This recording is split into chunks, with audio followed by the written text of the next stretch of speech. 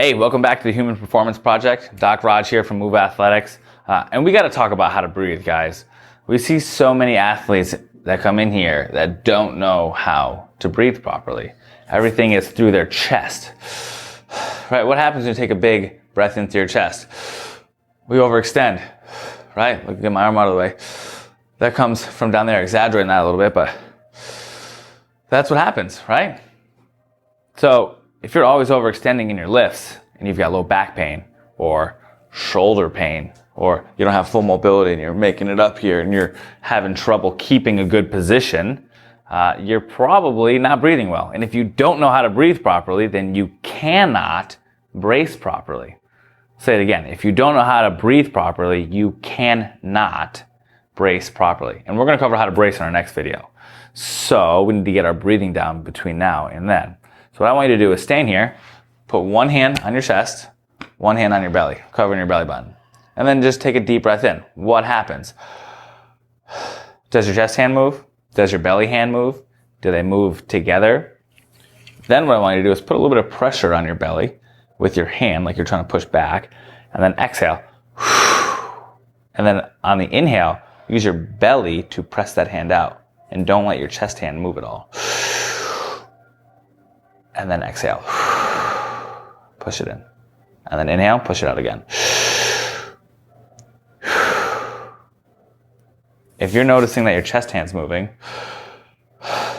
or it's chest and then belly, or a little bit of belly, and then a lot of chest, we need to practice that. We need to fix that.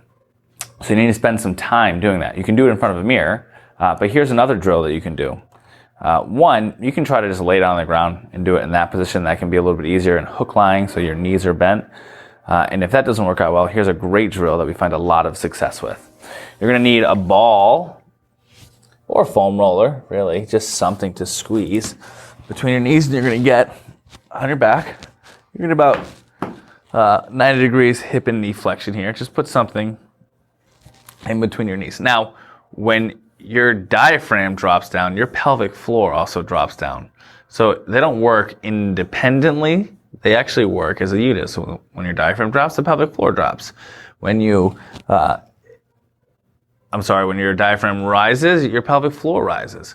That's why oftentimes they teach pelvic floor exercises on an exhale, right? Because that brings diaphragm up, and that brings pelvic floor up, and it's much easier to control in that position versus taking a deep breath, and then all that pressure is pushing down.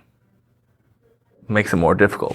So we're gonna engage our pelvic floor a little bit by squeezing this ball with our knees. So one hand on your chest, one hand on your belly.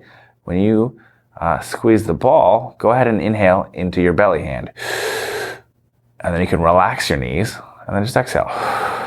Let that sink back down again. And then squeeze the ball before you inhale. And then when you exhale, you can relax the ball. And just hang out here for a couple minutes. Obviously, don't go so hard that you start hyperventilating, getting lightheaded, all that good stuff. But give it a shot.